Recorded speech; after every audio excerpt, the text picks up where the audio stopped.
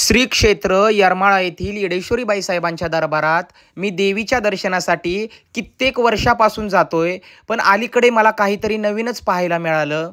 तर हे तुम्ही बघू शकता. आपण येडेश्वरी बाईसाहेबांचं दर्शन घेऊन ज्या रस्त्याने वापस येतो, तिथे काही ग्रिल्स किंवा लोखंडाचे स्टँड आहेत.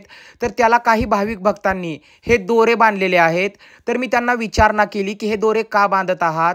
तर त्यांनी मला असं उत्तर सांगितलं, आपल्या मनातील काही इच्छा असेल आणि ती इच्छा पूर्ण व्हावे म्हणून इथं दोरे बांधले, तर ती इच्छा पूर्ण होईल या उद्देशाने त्यांनी बांधलेले आहेत. तर असं चुकीचं काहीही करू नका, अशी माझी सर्वांना कळकळीची विनंती आहे. तुमची जी इच्छा आहे ती तुम्ही मन मोकळेपणाने आईसाहेबांना तुमची व्यथा मांडा. आईसाहेब नक्की तुमचं जे काय प्रश्न आहे ते सोडवतील, मला खात्री आहे. असं लोखंडाच्या ग्रिलला किंवा लोखंडाच्या स्टँडला दोरे बांधून तुमचे प्रॉब्लेम सुटणार नाहीत. देवीबद्दल श्रद्धा असावी, पण अंधश्रद्धा नसावी.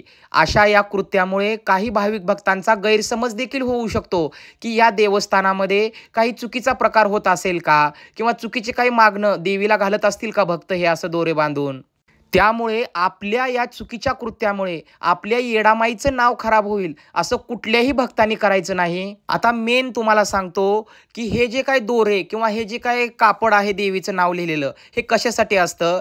तर तुम्ही दर्शनाला देवीच्या गेल्यानंतर तिथं जे काही देवीला ओटी भरता, त्या ओटीच्या सामानामध्ये हे तुम्हाला दोरा आणि हे कापड दिलं जातं. तर ते तुम्हाला प्रसाद म्हणून दिलं जातं.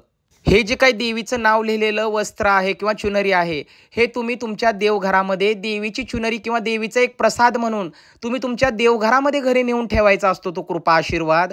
आणि हा जो दोरा आहे ज्या ओटीच्या टोपलीमध्ये असतो, तो दोरा तुम्ही प्रसाद म्हणून देवीचा तुमच्या हातामध्ये बांधण्यासाठी तुम्हाला दिलेला असतो.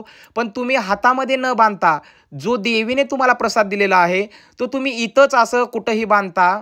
मग हे कितपत योग्य आहे हे तुम्हीच मला कमेंट्स करून सांगा.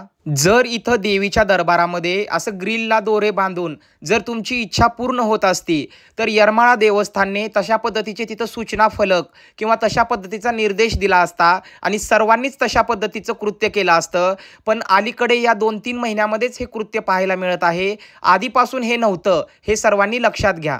उलट आपण येडेश्वरी मातेचे एक कट्टर भक्त म्हणून आपण आईसाहेबांच्या दरबारामध्ये सेवा आपली सादर केली पाहिजे. आईसाहेबांचा दरबार स्वच्छ केला पाहिजे, ना की असा घाण केला पाहिजे. आईसाहेबांच्या दरबारामध्ये असं जे काही कृत्य आहे ते कदापि कुणी करू नका, ही माझी सर्वांना कळकळीची विनंती आहे. आपला येडेश्वरी दरबार अत्यंत सुंदर आहे. आपण वेळीच सावध नाही झालो तर येणाऱ्या काही काळामध्ये अक्षरशः दोऱ्याने आणि या चुनरीने मंदिर पूर्ण भरून जाईल. याची सर्वांनी दक्षता घ्या आणि लवकरात लवकर सावध व्हा.